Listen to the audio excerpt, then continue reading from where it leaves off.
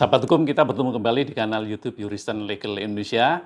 Perlu diketahui bahwa hiruk pikuk sidang Pilpres di Mahkamah Konstitusi pada tahun 2024 kali ini menjadikan sorotan tajam publik tanah air serta atensi secara khusus dari komunitas hijau Mahkamah Konstitusi Dunia. Karena pesta demokrasi kali ini yang dilaksanakan secara serempak di Indonesia menjadikan pusat perhatian dunia. Ajang sidang Mahkamah Konstitusi pada tahun 2024 dan 2029 masih berkutat masalah sengketa hasil. Namun pada orkestra hukum kali ini, sidang mahkamah menjadikan sebuah hiburan dan tontonan sekaligus menjadikan tuntunan pembelajaran hukum bagi kita semua. Presiden Jokowi yang selama ini diakui keberhasilannya di level dunia, anehnya di negeri sendiri mereka mendiskreditkan eksistensinya. Jokowi dikuyo-kuyo, didemo, dinista, yang pada intinya difitnah sebagai antek asing lah. Konon dengan kekuatannya melakukan kecurangan secara TSM pada pelaksanaan pemilu 2024 karena ada putranya yang mencalonkan sebagai wapres. Itulah fenomena demokrasi, kawan. Saling serang, saling hujat, saling sikat, saling sikut. Tiada lawan dan kawan sejati, yang ada adalah kepentingan abadi. Biarkan anjing menggonggong, kafilah tetap berlalu.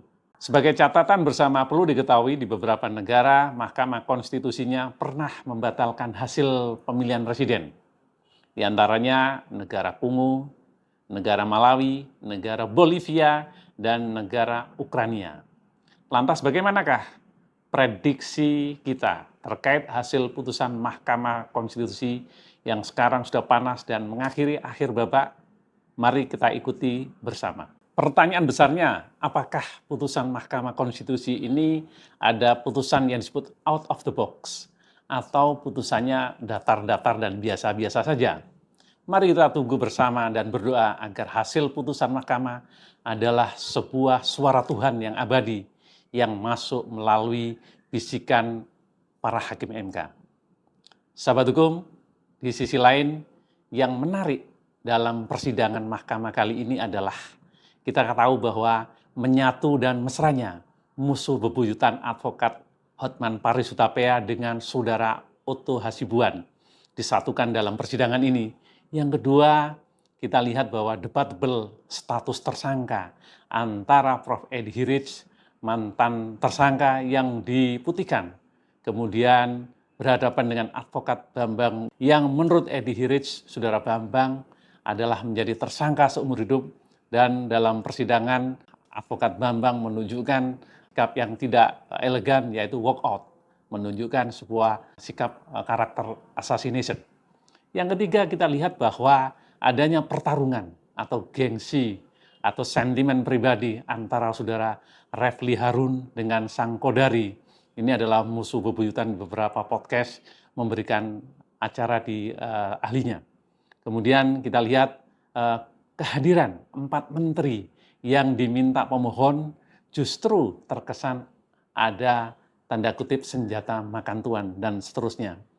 Yang berikutnya tidak ada hadirnya Kapolda aktif yang telah dikumandangkan saudara advokat Henry Yosodiningrat di persidangan tidak ada, termasuk liku-liku para saksi yang tidak memahami masalah dihadirkan, di mana saksi melihat tidak mendengar, di mana saksi mengetahui tidak mengetahui dan sebagainya dan sebagainya.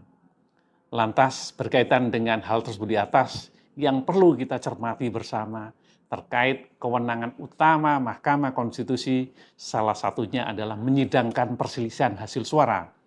Namun kali ini Mahkamah Konstitusi dipaksa untuk mempersoalkan masalah terkait sengketa proses yang bukan domainnya. Begitu juga terkait persoalan keabsahan batas usia cawapres. Mahkamah Konstitusi juga dipaksa agar memutus yang bukan kewenangannya. Lagi-lagi mahkamah diperkosa, mahkamah dipaksa-paksa, tetapi nanti kita lihat endingnya. Begitu juga dalam beban pembuktian, dugaan nepotisme, mahkamah diminta agar pihak termohon dibebankan juga beban pembuktiannya. Yang benar adalah siapa yang mendalilkan, wajib membuktikan, dan yang terakhir pihak pemohon meminta agar mahkamah menemukan sebuah hukum baru yang hal tersebut tentu melanggar asas legalitas. Perlu kita pahami bersama bahwasanya putusan MK, sekali lagi, putusan MK adalah satu kesatuan antara pertimbangan dengan amar. Sekian, terima kasih. Demikian paparan yang bisa kami sampaikan. Semoga di akhir bulan puasa ini kita selalu dalam keadaan sehat-sehat saja dan kembali menjalankan kegiatan rutinitas setelah puasa menjelang Lebaran. Demikian, salam demokrasi.